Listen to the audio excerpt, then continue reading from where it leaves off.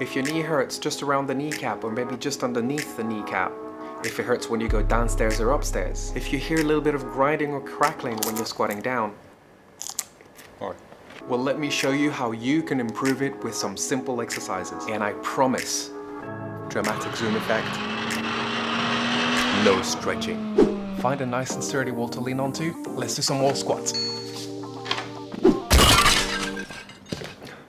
Turns out demonstrating the exercises from my apartment is dangerous. So I've called my buddy Timothy in Germany to help me with that. You may know him as Timothy of the Forest.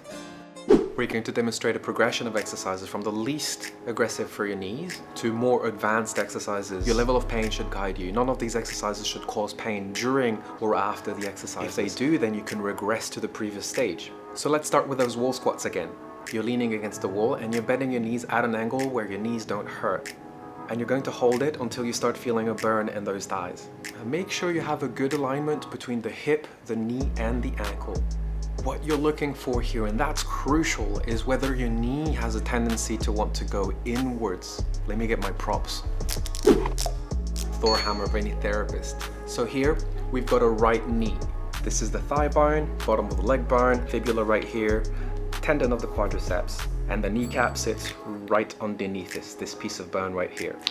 You notice that on the femur, the thigh bone, there is a little groove here. And the shape of the kneecap fits perfectly into the groove. That's so that when you bend the knee, the kneecap glides smoothly into that groove.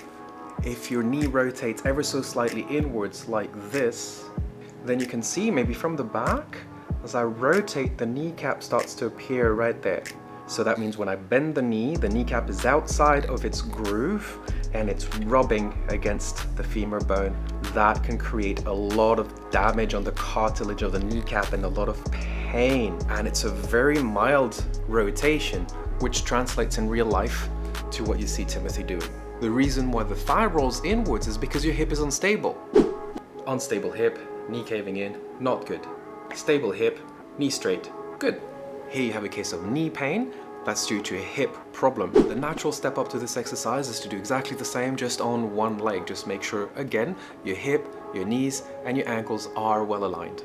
Now it's gonna start to get exciting. We're going to do some sissy squats. Gather your feet, find yourself a step or a piece of wood, place your heels on that step. Bend your knees towards the floor. What's really important there is you engage your core, you lean back, and make sure your pelvis is stable. This exercise is really powerful because it keeps your hips in that neutral position, contrary to squats where you're promoting that flexion of the hip. Make sure you only go down at a level where you're comfortable and you don't feel any pain in your knee joint.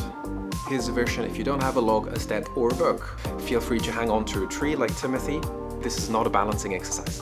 And the natural progression to that is doing it single-legged. By the way, salut everyone, this is Stefan from Safe Motions. I hope you're having a good time so far, and if you're liking the sissy squats, click that like button.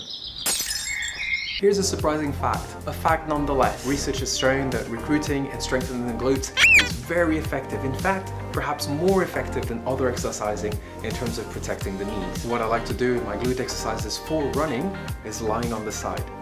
The top leg is horizontal. This is what's going to activate your glute medius.